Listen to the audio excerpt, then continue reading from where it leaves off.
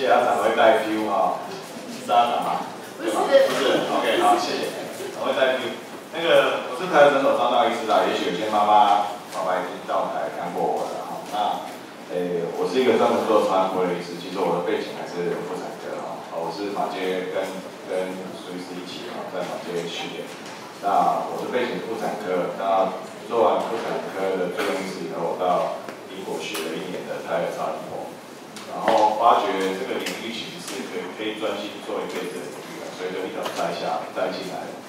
然后在那一年看到很多国际大师啊，那这个时候我就觉得这个东西很有趣哦。那妇产科医生本来是外科系，什么天天都在做超音波啊，通通都在看胎儿异常。那其实这一部分有衍生到胎儿治疗了，不过这个不是今天话题。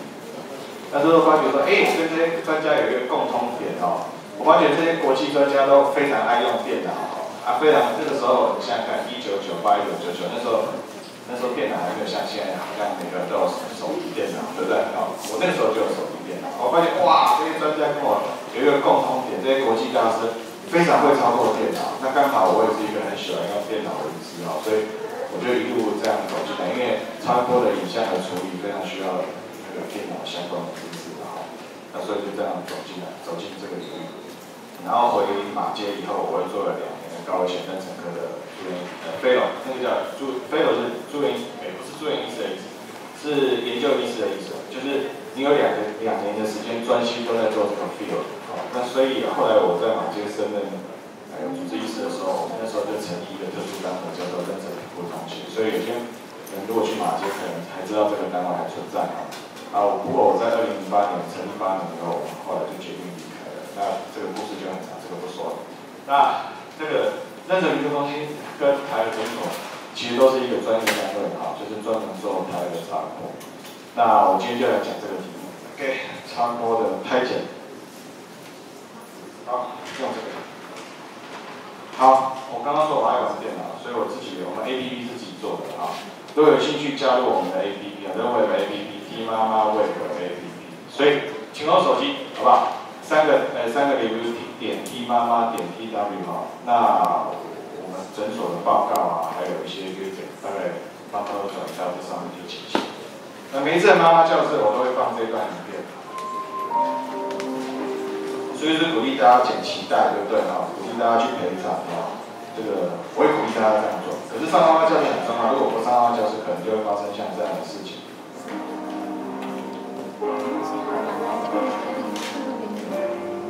这是妈妈，那个是苏医师苏医师帮你宝宝接生了，亲妈妈一下。可是苏医师做了一件不该做的事情。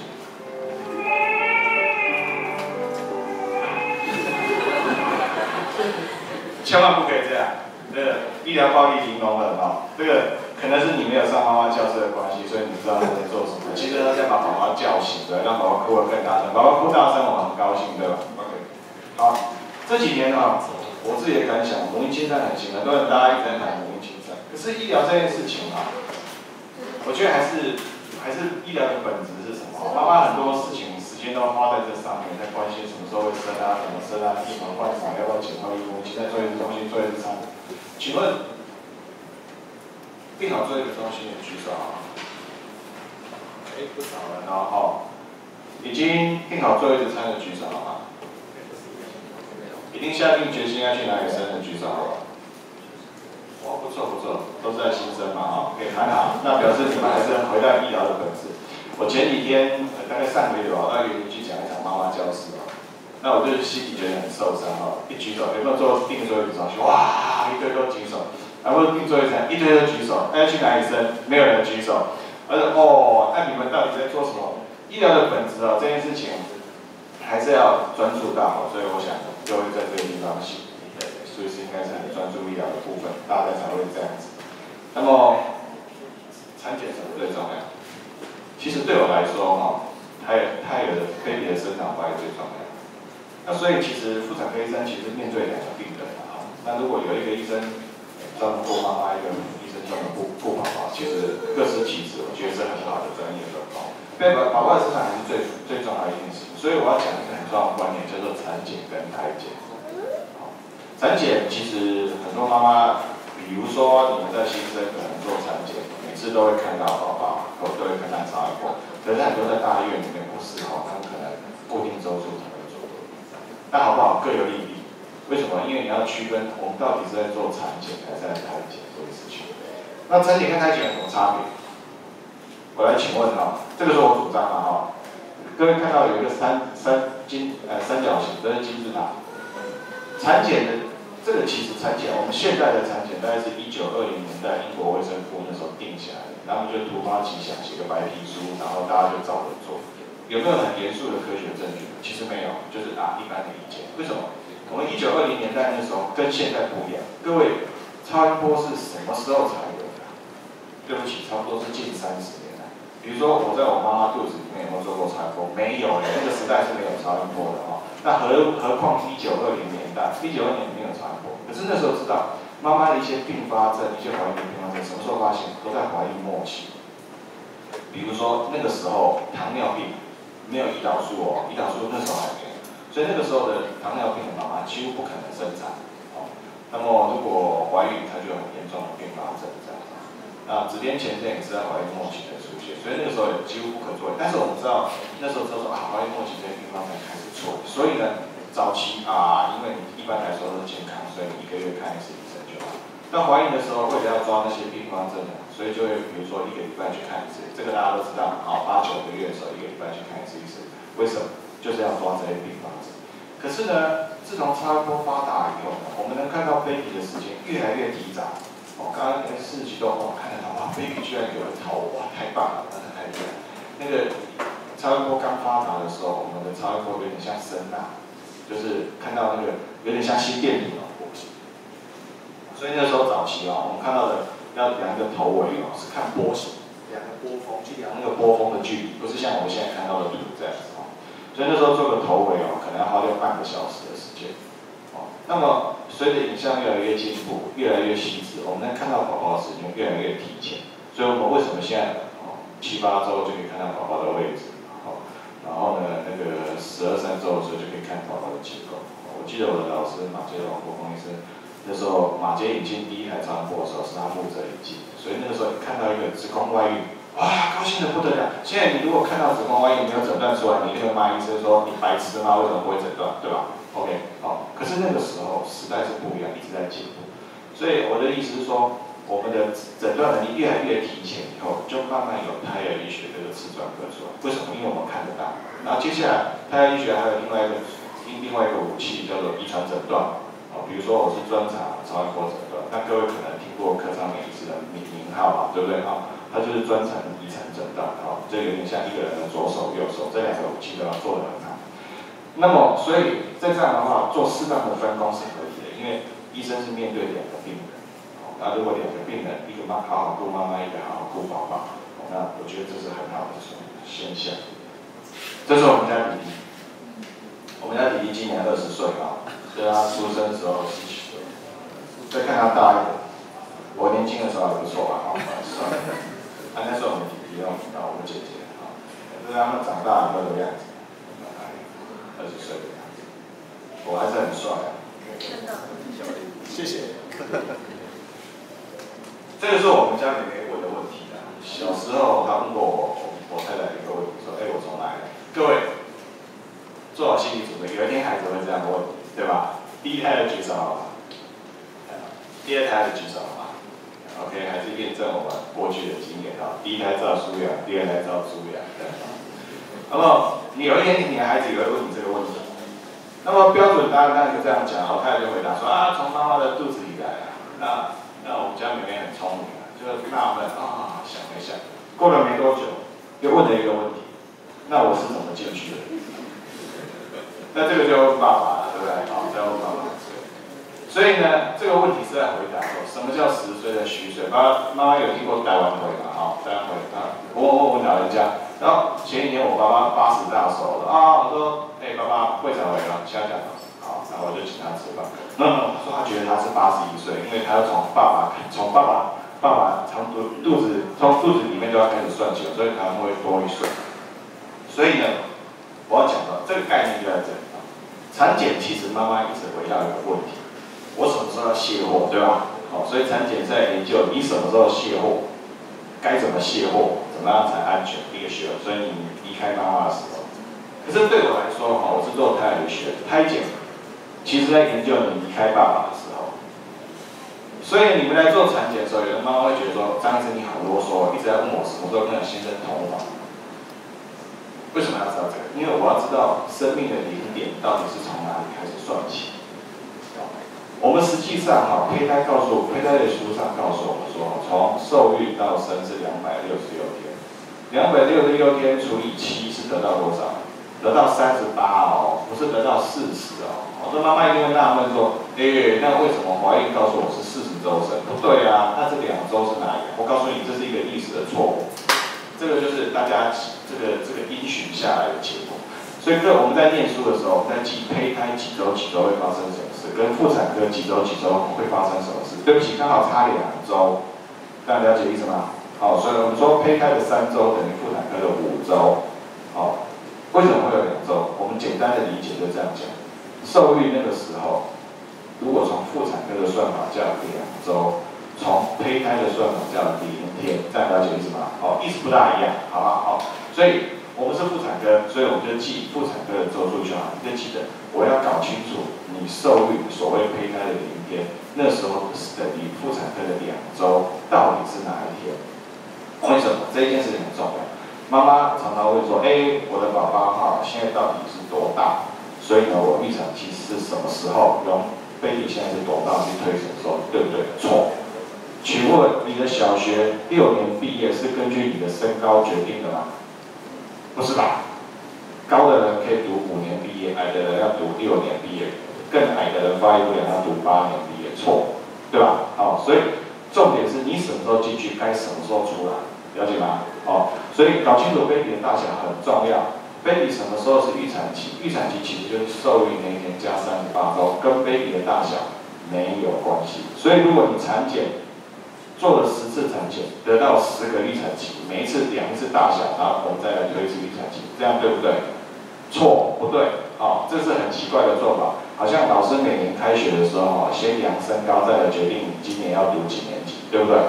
错，当然不对。OK， 好，所以呢，预产期的迷失是这样子啊。对，我刚刚已经讲了，就是说，其实从受孕到生产是38周，不是40周。OK， 为什么？因为我们从2开始算，不是从0开始算，受孕就算2周，所以对我来说，做好胎儿医学的第一步，其实是先算对妊娠周数，才做其他的事情，这样。所以闭眼证明污啦，妊娠周数校正 ，VS 预产期的校正，因为妈妈常常会搞错说，那预产期校正这个事情一直在调我的预产期是什么意思？为什么？因为这几件事情是联动的。你来找我做超音波的时候，我要知道这个宝宝这个时候到底参考值应该是介于多少到多少之间，我应该先搞清楚你这个时候到底该几周，先搞清楚岁数，再去弄大小。好，所以我们来小考一下啊。第一个，请问从受孕到预产期是几周？至少举手好吗？后面穿黑衣服的先生啊，厉害 ，OK。那么请问胎检是研究离开爸爸还是离开妈妈过得好不好的学问？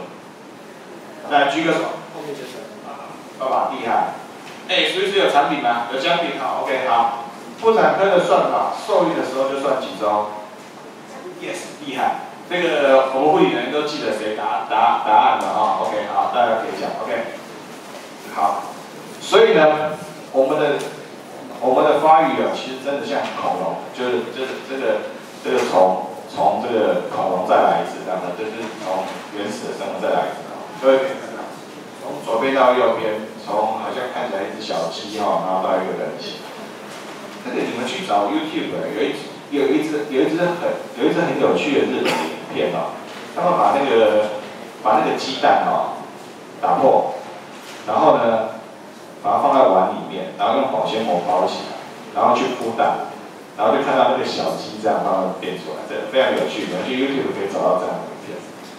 这也是另外一张胚胎的图了那么我们回到产检，产检其实有很多有趣的事情来做，就是说我们从过去隐约可以看到 baby 的影子，到可以精密的看到 baby 的发育，所以从产科学进到周产期学，进到胎儿医学，甚至进到胚胎医学，所以胚胎医学就是说，当我们影像更清楚的时候，我们现在第一次，妈妈大概知道说，我们22周会仔细的看是 baby 的结构。那么更早一点，我们可以在14周左右的时候看。现在如果更高解析度的超音波，7、8周就可以看出来结构这样子。可是当然，我觉得科技的应用还是需要受到一些限制哈。7、8周再看结构，我觉得这有点 over， 而且那能量比较高一些，所以常规上不这么做。那么其实11到13周的时候，已经有很多结构可以看，各位可以看到。这是宝宝的颈，这是宝宝的头，鼻子在这里，这是头的颈，眼睛、手、现在还有，这是手颈。其实那时候宝宝的结构已经相当完整。请问胚胎跟胎儿有什么不一样？简单讲，10周以前叫做胚胎，哦，那么比较严格的讲法，12周以后就叫胎儿这样子哦。那出生以后叫新生儿嘛，对不对？哦，所以有点不一样。再大一点叫婴儿这样子，每一个不一样。胚胎的意思就是说，它的人形还不是那么完整，哦。那么等到叫人已经有人形，完整人形，我们在结构上可以辨别，就叫胎儿。那个时间大概差不多10周之后，所以我们11周的时候可以做第一次的颈部透明带筛检。那么很多妈妈只想到说，哦，颈部透明带筛检，那就是要看唐氏症啊，弄错。唐氏不光是只有这件事情，因为那个时候还有其他事情可以做，叫子癜前症的筛检。各位刚刚有没有听到我说怀孕末期，有些妈妈会发展出高血压之类的子癜前症？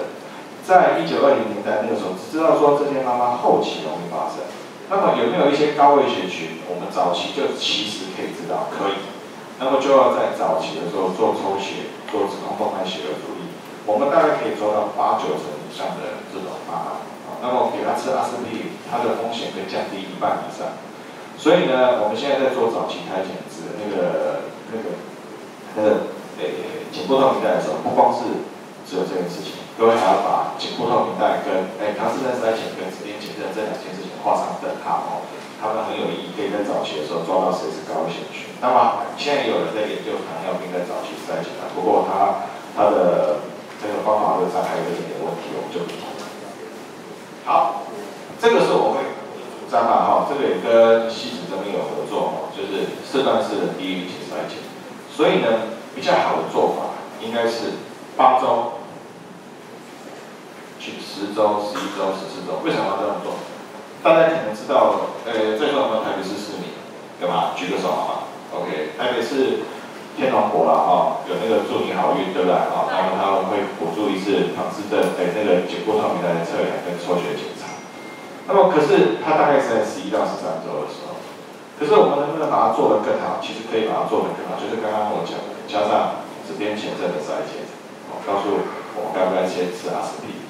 唐氏症筛检其实这样回答一个问题，说我是不是唐氏症的高危险群，我会去做唐氏症的检查，比如说抽羊水，或者花更多钱去做 IPD， 这个个人选择啦哈。不过我觉得流程怎样完成，应该是在8周的时候，我们先来做 dating。dating 为什么要做 dating？ 因为我搞清楚你什么时候受孕。很多妈妈她其实搞不清楚自己什么受孕。如果是不孕症的话，很清楚，因为照表操课嘛，都有做日记，所以很清楚生命从什么时候开始。那么就从那样算，可是有些妈妈她搞不清楚，对不对？好，那么早期哈，我们在讲我们小时候差不多高，在长大有很大的差别。可是胚胎在早期的时候，前8周的时候，大家生长速率差不了多少，所以可以从大小推回去，你大概是什么时候受孕，然后定出你的预产期，接着照表操课。所以照表操课很重要，就我刚刚讲，我怎么知道你来的时候这个 size 啊，或者抽血值对不对？预产期的决定就很重要，所以在这个时候把预产期定下来，在这个时候抽血，在这个时候做颈部透明带、子宫动脉血流的筛检，在这个时候看第一次的结构。为什么要这么做？比如说有一些结构真的不需要等到中期来看，心脏病在这个时候可以看到中期大概7成左右，所以有一些大问题都可以在这个时候解决。我们怀孕会怀得更轻松一些。这是另外一张 slide 啊，8周的宝宝大概长像这个样子。为什么在这个时候抽血，而不是像各位有时候可能看到说，那我同一天抽血，同一天做颈部透明带，在11周的时候抽血，有些地方是这样做，我不主张这样做，这样做方便，可是这样做比较敏感，为什么？文献告诉我们这样做比较好，把抽血跟颈部透明带拆成2次，所以在新生苏医师这边很配合的哈，都是这样做，先抽血，再做颈部透明带的时候筛检，有2个好处，第一个对唐氏症的筛检敏感度比较高，你可以抓出更多的唐氏症来，虽然比较麻烦，可是我们做检查不就是为了求好吗？对吧？麻烦不重要啊 ，OK。好，第2个，如果你先抽血，当你来做颈部透明带测量的时候，我们有抽血的数据了，对吧？好，但是抽血又不是我们的检验室又不是我们的厨房，只要端菜上来就能看，总要一点作业时间。所以呢，先抽血，这个时候有数据，我们当天就可以发报告，当天就可以给你说明，而不是事后才要再去挂门诊，相对方便非常多非常多。14周的时候再来看结果。那么这个是一些结构的图片啊，大家参考参考哈。这个是我们不讲细，我们待会直接看动画。好，我们来看一张动画。各位，这是13周左右的时候，宝宝的头，这是正好是眼珠子，看到吗？好，上颚，然后再来下颚，这上唇的这个地方。这个时候能不能诊断唇腭裂？勉强，但是并不是每个 case 都可以看到。这是心脏，右心室、左心室、右心房、左心房在这个地方，然后这是在肺的地方，啊，其实这个时候就已经是人形了啊。再往下，胃、肝，把它标出来，往下走。这是脐带的根部，生命线在这里啊。然后这是角角膀胱在这个地方。膀胱什么时候开始排尿？这个时候其实就已经开始排尿了。前阵子大家有看到那个新闻闹得很大，有没有？说什么就是那个主播的事情嘛，就是这个事情。但他那个宝宝可能有点问题，这样。好，这是他手侧面，鼻子很重要哦。唐氏症宝宝在这个时候比较容易没有看到鼻骨哦，没有看到鼻骨是一个高危险的指标。这样。有人告诉我这男生女生吗？来猜一下，男生的举手，女生 ，yes， 大家都很聪明。为什么那个地方看起来平平的嘛？啊、哦，这是很。手的地方。好，进到下一种。好，如果我们用4段式的做法来做，有一个更好的好处是，我们可以看到 baby 的生长曲线。这是宝宝的周数，这是宝宝的大小，头臀距，它在这个地方，中间是均线，所以我们知道这个宝宝大概是比中间平均大一点的宝宝，这样子这个好事情。这个我们就跳过了，我们来直接看一些图。这是早期的心脏，有人能告诉我这边右边还是左边吗？这边右边还是左边？心脏朝向左边，所以这边是右边，好，这是右，这是左。这个在做一些早期心脏筛检。这是另外一张图哦，这条是主动脉。妈妈会纳闷啊，为什么都看不懂？随便过啊，花了不少时间。好，可是妈妈对这个很有兴趣啊，最喜欢看这个东西。我们来看看3D 超音波，不行吗？卡哇伊的哈，有大小，有的妈妈摇头了哈，像不像？像不像？像不像？像不像？我告诉你，刚刚那个我乱点的，那我乱点一个吗？真的对起来是这个样子。为什么这么说？因为其实我们觉得像不像那个跟认知真的有很大的问题。你觉得像，你就一直往像的地方去找那些元素，对不对 ？OK。所以呢，其实真的对起来是像这个样子。那么其实我不做这个事情，因为对我来说，专业超音波跟欢乐超音波是2个不同的领域。他喜欢就好，青菜豆腐个人口味不同。我们比较专注在做胎儿的诊断。那么这一部分其实，苏医生你有这些。你们诊都有这些吗？好，有 OK。苏医师可以提供了哈。OK， 好，太好了。哦，卡哇伊一点哈，好。所以呢，可是为什么？超音波哈，有人去过我那边就会发现说，张医师你们录超音波录那么久哦，你到底会录还是不会录？为什么？超音波是一个困难的工具，因为超音波其实是近视加散波。为什么我说它近视？它跟频率有关系，跟你的胖瘦有关系。假设你很胖，不容易看得清楚；假设你很瘦，我虽然容易看得清楚，可是宝宝的姿势不好的时候，我要一直瞧，一直瞧。然后宝宝的同样一只鼻骨啊，鼻骨，假设这只是鼻骨，超音波要这样看才会清楚。假设你的鼻骨摆这个样子，我也看不清楚。不同的角度会得到不同的影响，所以你要一直去瞧，一直去瞧。我们看几个实际的影片。我们后面还有一个护理师要演讲，所以我要快一点。我们看几张实际的影片，等一下。实在太多了。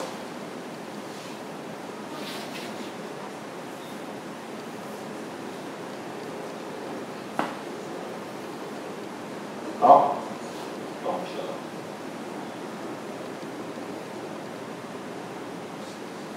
这手手，这手手。我慢慢让他们手脚，大概就是花时间要做了哈，可以看得到。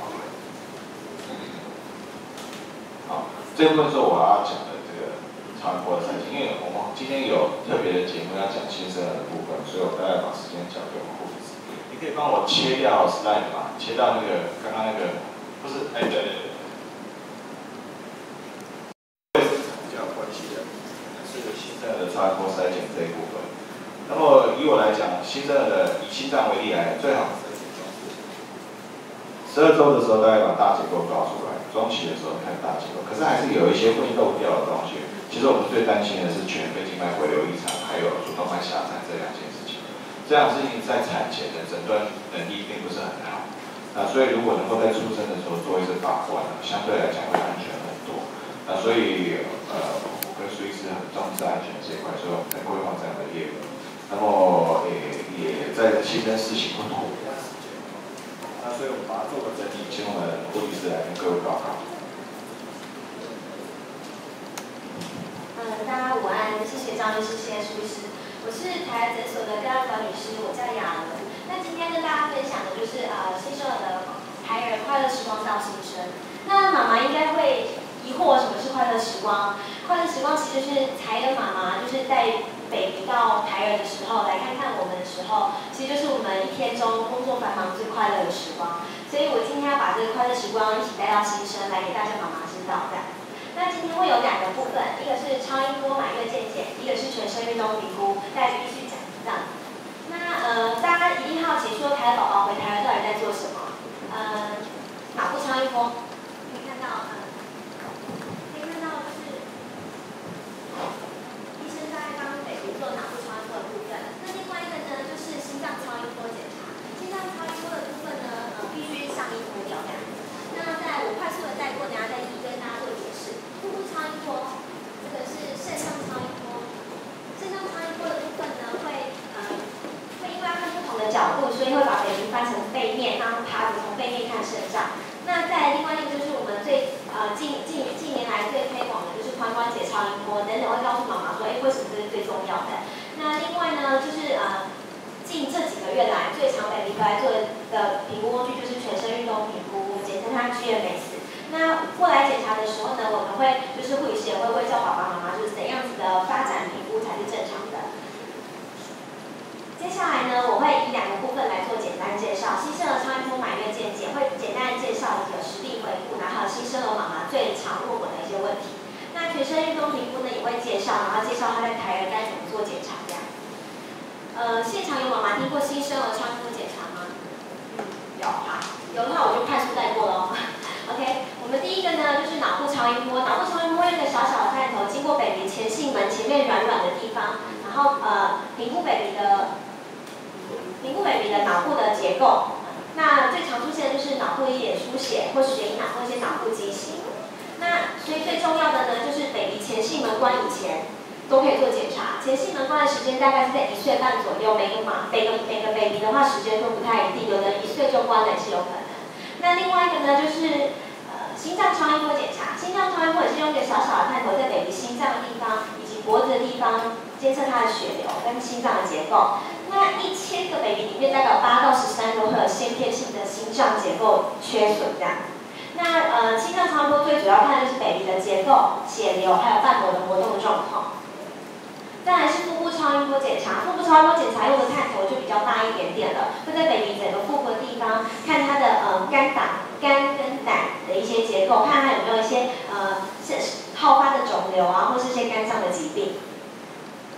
肾脏超音波的部分呢，就是会从正面先看 baby 两侧的肾脏，然后再让 baby 趴着看它两边的肾脏的一些结构。那先天性肾脏发育不良，约莫1000个会有5个 baby 会有这个情形的发生。水肾、双套肾也是很常见的。那最常见的，妈妈就会听到水肾就会很害怕。但这些水肾其实80%以上都是一些因为 baby 还小，身长还小，然后它的那个输尿管非常的长，那尿液累积在肾上，会让我们看到肾大大的，所以会有水肾的情形。那基本上是陆续追踪就可以慢慢的改善，仅有18%左右是真的肾上结构上面的问题有异常，那需要陆续做追踪。所以其实刚开始听到水肾的这个部分呢，其实不用担心的过头，我们陆续追踪就可以。那最后一个就是髋关节超音波检查，刚刚会特别提到是因为呢髋关节 OK 髋关节呢越来越流行，是因为以前呢大概是看到有掰咖啊，或是长短脚，或者是1岁了不会走，才发现髋关节是不是有点问题，要去做检查。但是那时候基本上也不能用超音波做检查的，超音波有一个限制在3到4个月以前才有办法用超音波看 baby 的髋关节的发育。原因是因为髋关节刚开始骨头是软软的 QQ 的，那超音波仪器穿透的过去，但是等到4、5个月过后，超音波已经穿透不过去，如果你想做检查的时候，就是要照 X 光，那多多少少都会有一些辐射带。所以我们会建议在出生3个月大矫正的黄金期，以及我们还可以用超音波检查 baby 髋关节的时候，就要帮 baby 做髋关节的超音波检查。约莫1000个会有1.5个，听起来好像没有很多，但是如果不在这时候做检查，早期替他矫正的话，等到吃到好的时候，1岁半的时候，才发现他髋关节发育不良，基本上就是要开刀跟打石膏。难免都会觉得很心痛，对的，所以我们会建议在3个月内大就做筛检。那如果真的发现有一些发育不良的情形的话，我们可以穿吊带或是穿双层尿布来做矫正。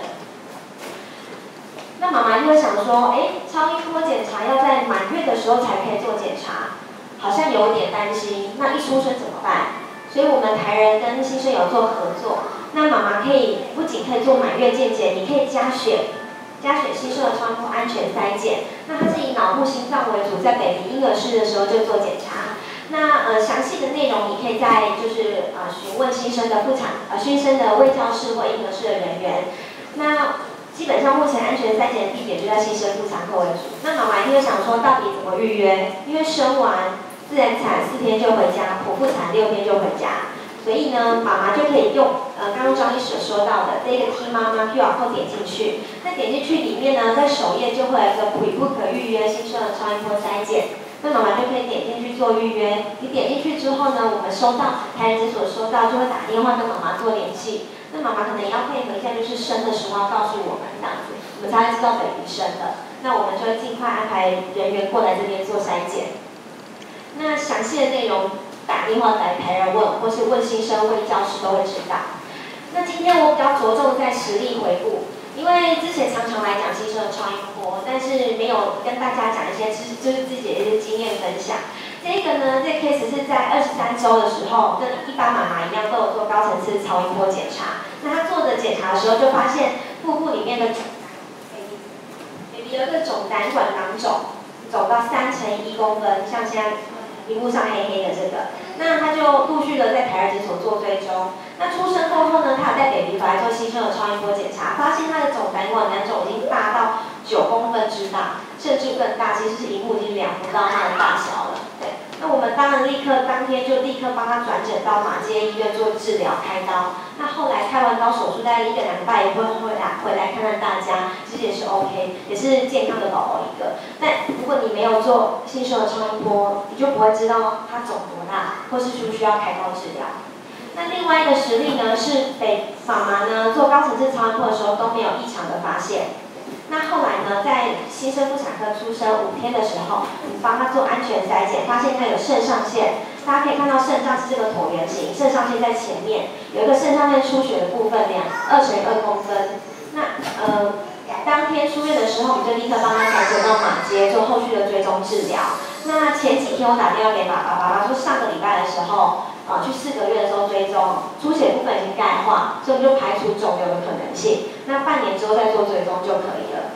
这告诉我们说，其实高层次超音波的确需要做检查，但是不能保证 baby 在23周之后都是健康的，所以新生儿超音波是有它的必要性在。那再来呢，我会讲2个妈妈现在目前最常问我的问题。第一个呢，就妈妈说，我怀孕的时候做过高层次超音波，那 baby 出生为什么还要做？高层次都是正常的啊。对，高层次呢是22到24周的时候做的检查。那从头到脚看 baby 的器官结构筛检，高层次没有异状，是代表说胎儿的异常风险是下降的。但你的 baby 不是23周过后就不长大了，它是持续发展的个体，所以当下没问题，不代表它24周到你生产过后它都没有任何的问题。所以呢，我们强烈建议高层次超音波，如果你有异常的话，出生一定要务必确认新生儿超音波检查，不管是哪个部分，对，例如像刚刚那个妈妈腹部部分有问题，那新出生你当然要确认它有没有消啊，或是有没有更恶化这样子。那如果你高层次超音波是正常的话，也建议要做个完整的筛检，原因是在 baby 在你肚子里的时候循环跟出生过后是不一样的。